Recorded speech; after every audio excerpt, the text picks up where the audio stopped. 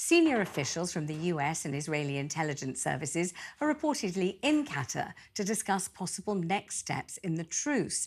This is the first day of a two-day extension to the deal between Israel and Hamas that has led to a pause in fighting, although both sides have today accused each other of breaking the agreement. The Israeli military claimed that this afternoon 3 explosive devices were detonated in North Gaza, while an exchange of gunfires said also to have occurred. Meanwhile, the Israeli authorities have notified the families of 10 hostages due to be freed later. In return, 30 Palestinians are expected to be released from Israeli jails. And the World Health Organization is warning that more people could die from disease than from bombings in Gaza if the health system is not repaired quickly. Let's go live to Tel Aviv, where we can join our war correspondent, Tom Mutch. Hello, Tom. Thanks very much indeed for joining us again today. So it looks as if this very precarious truce between Israel and Hamas is enduring and is surviving for at least one more day. Tell us what's going on today.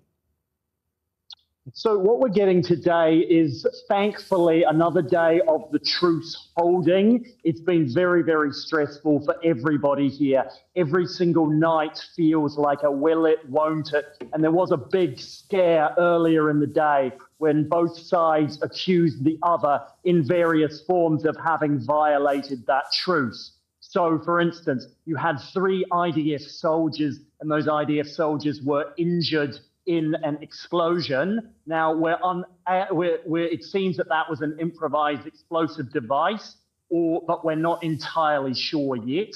Also, apparently there was an exchange of gunfire. Remember, these are still very, very active front lines. This is only a pause in the fighting. It is far from a ceasefire, and both sides are extremely suspicious of the other. And what could you tell me about what the IDF have said happened that could have put the entire truce under threat? We've heard about gunfire, explosions, that kind of a thing. So one of the things about Gaza, especially in an extraordinarily heavily bombed city like this, is that many munitions from both sides, we have seen things like Israel bombing large parts of the city. We've seen their own rockets misfiring in some certain circumstances.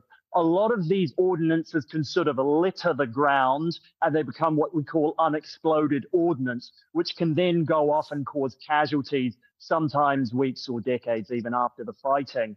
However, we're still not entirely sure what caused this. It could have been a sort of a rogue or a renegade element in Hamas. Very, very big concern for the IDF now. But other than that, the truce does appear to be holding. And tell us about, for example, we have a headline front page of the Times newspaper today, Tom, which says Hamas demands higher price to set soldiers free. And this is the first time that the soldiers who've been taken hostage have really been mentioned in any negotiations, at least as far as we know here. So have you heard anything about this? Expected that these first few exchanges, as difficult as they were to organize, would in the end be the easiest. We're mainly talking about freeing women and children here. Now, we have to again go back 10 years to 2011, 12 years ago, when Israel negotiated a prisoner swap for Gilad Shalit. The price Hamas extracted for one Israeli soldier was extraordinarily high, over 1,000, including Yahya Sinwar, who would go on to be one of the masterminds of these attacks. So it's expected that any of these people who are in the military, or potentially even just in the reserves or a fighting age male, that Hamas will ask for many more prisoners to be released than the ones they have asked so far for the primarily women and children hostages.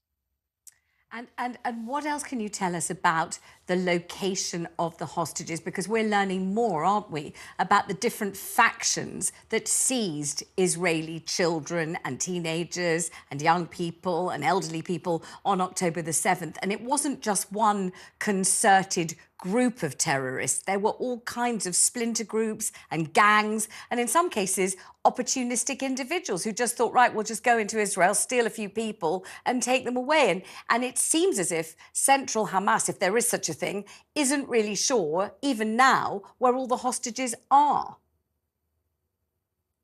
Yes, this has become one of the big sticking points with the talks, with Hamas realizing that, as a matter of fact, they're not even sure where all the hostages are. In fact, the youngest Israeli hostage, who is a 10-month baby, remember, Hamas have claimed that they don't necessarily know where they are. Now, this is very, very difficult because Hamas is not the overall overlords of the complete Gaza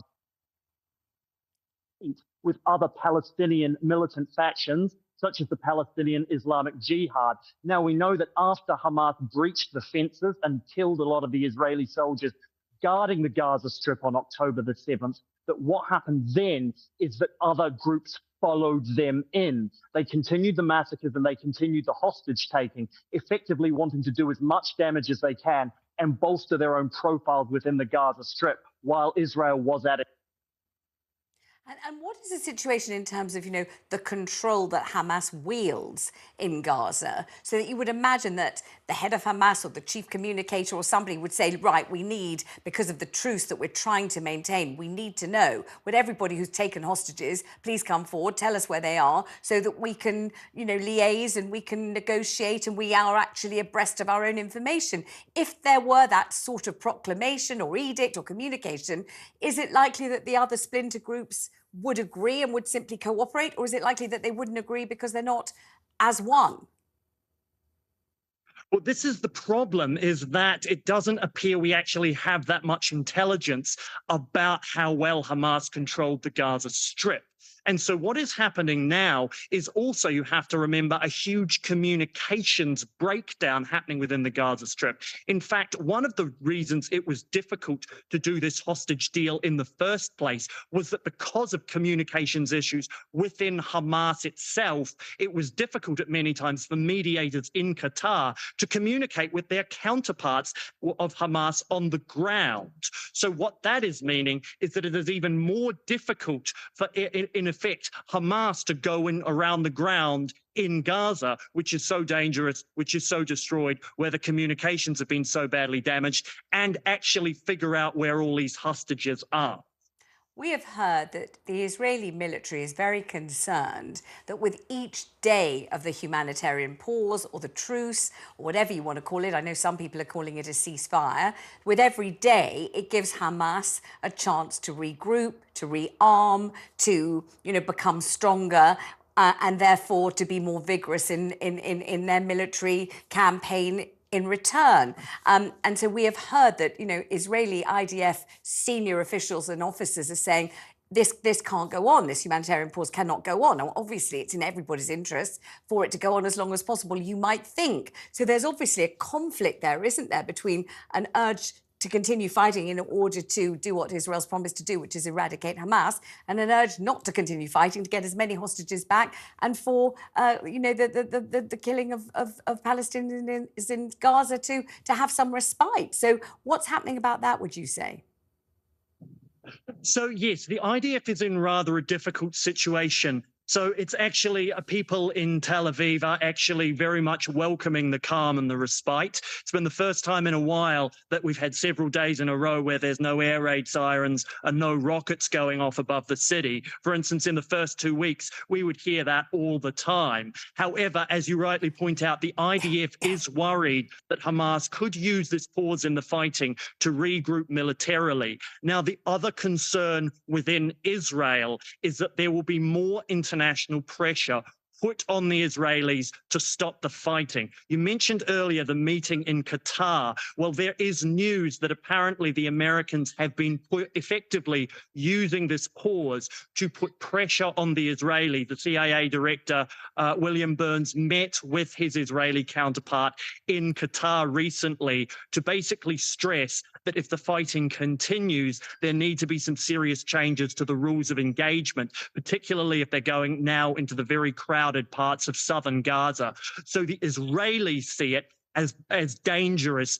Yes, they get their people back, but they are worried that it could both allow Hamas to regroup and allow a lot of international pressure to be put on them that stops a resumption in the fighting. Although obviously that is a very good thing for Palestinian civilians who at the very least are now receiving large amounts of aid in the desired numbers.